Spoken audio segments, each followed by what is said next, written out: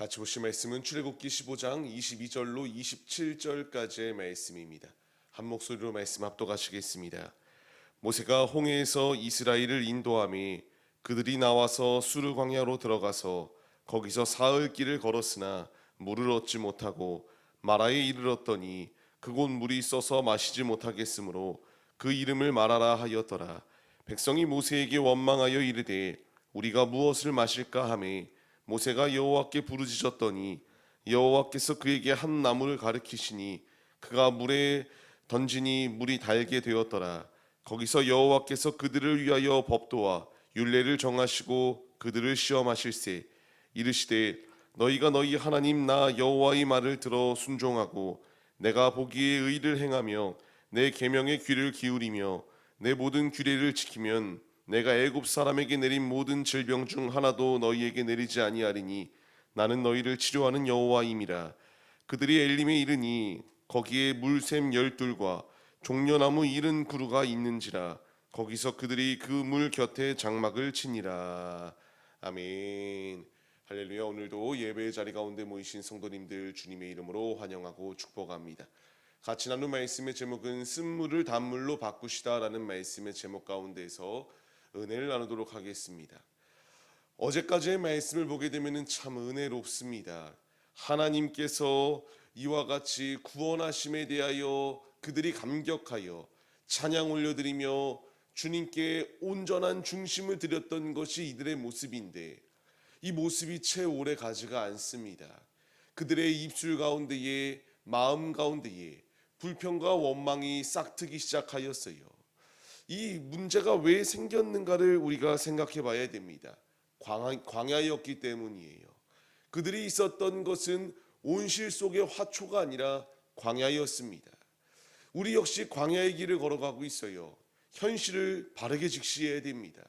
우리 앞에 놓여 있는 모든 상황은 드라마틱하고 영화와 같이 나만의 내가 주인공처럼 여겨져서 모든 게 내 뜻대로 순리대로 이루어지는 게 아닙니다.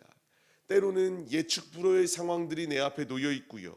내 앞에 갖가지의 장애물들이 놓여 있어서 이 문제가 도사리고 있는 것이 우리가 살아가고 있는 인생길입니다. 현실을 바르게 깨닫지 못하면 그 앞에 어려움이 닥칠 때에 무너질 수밖에 없는 것이 광야예요. 주님께서 우리에게 원하시는 것이 무엇이겠습니까? 광야의 길 가운데서 주님을 붙들며 생명의 자리로 나아오라 우리에게 말씀해 주고 계십니다. 분명히 이들의 상황은 말이 되지 않습니다. 그냥 한 번 물을 먹지 못했던 것이 아니었기 때문이에요. 오늘 말씀을 보시게 되면은 사흘 길을 걸었습니다.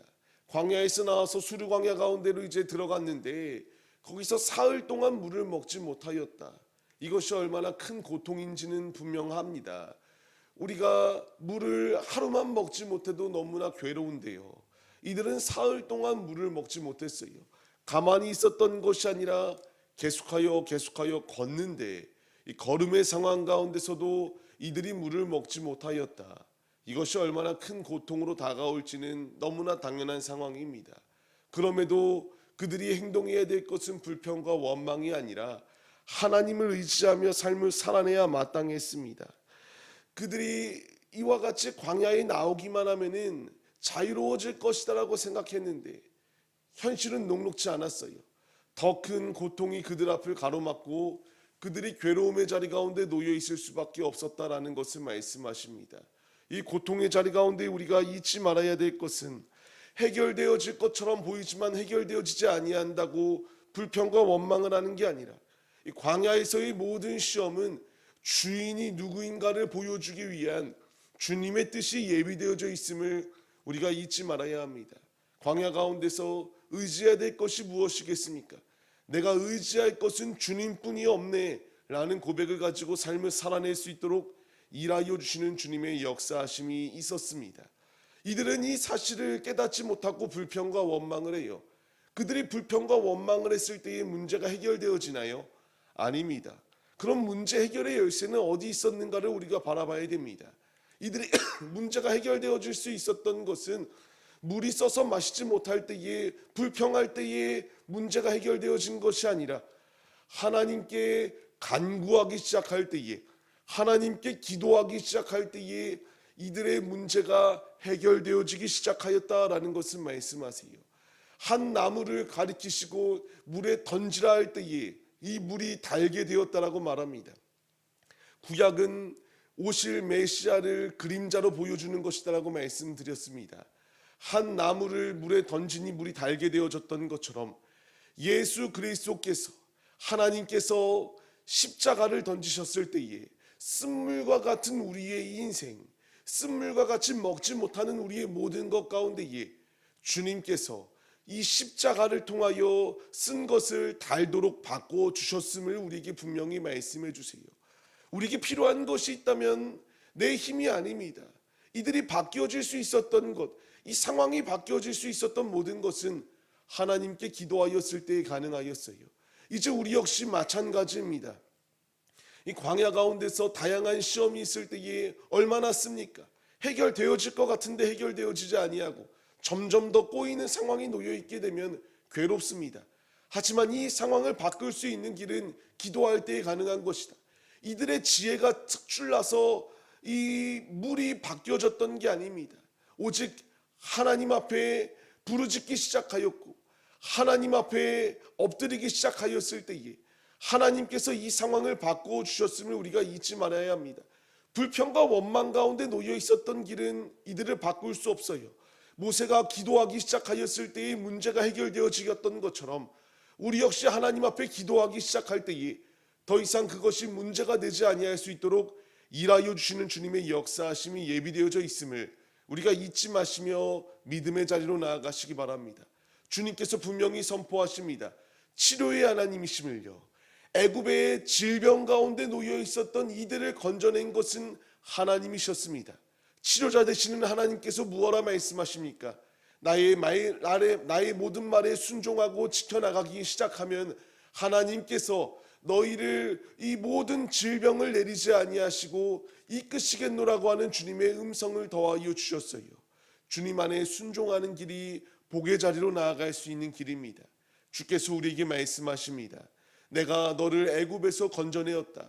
하나님의 하나님 되심을 나타내신 주님께서 우리의 모든 삶 가운데서 광야에서 그냥 죽음으로 마치는 것이 아니라 천성을 향하여 우리의 길을 인도하시겠다라고 말씀하세요.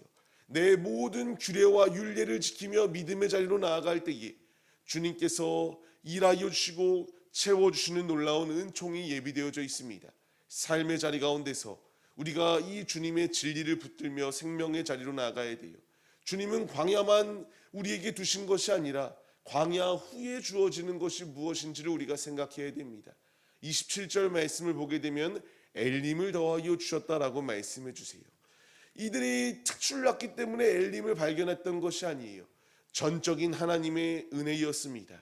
하나님께서 이 모든 광야 가운데서 물을 먹지 못하여 주림 상황 가운데 놓여 있을 때에 아버지께서 이 주림의 상황을 바꾸어 주셨습니다. 주께서 우리에게 말씀하십니다. 이제 우리가 이 광야 가운데서 괴로움만 있는 것이 아니라 엘림을 예비해 주셨다라는 것을요. 젖과 꿀이 흐르는 가나안 땅을 예비해 주셨고요. 주님 품 안에 거할 때에 생명의 떡 되시고 생명수가 되시는 예수님께서 내게로 오라고 우리에게 주님이 말씀하십니다.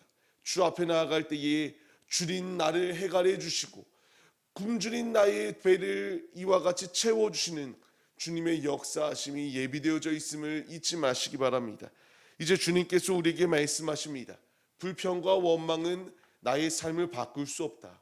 바꿀 수 있는 길은 믿음으로 주님을 신뢰하며 기도하기 시작할 때에 이 애굽에서 나를 이끄신 이가 광야에서 약속의 땅으로 이끄시지 아니하겠는가?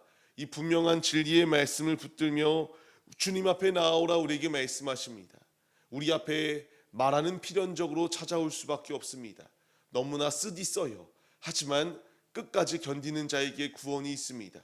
끝까지 주님을 붙들고 부르짖는 자에게 주님의 응답이 예비되어져 있습니다. 하나님께서 엘림을 준비하시고 여호와 이레의 축복으로 더하여 주시는 것처럼 우리의 삶 가운데에 역사하시고 변화시켜 주시는 놀라운 은총이 있음을 잊지 마시고 오늘도 그 주님의 은혜를 붙들며 생명의 자리 가운데에서 주님이 주시는 힘으로 힘차게 승리하시기를 간절히 주님의 이름으로 축원합니다.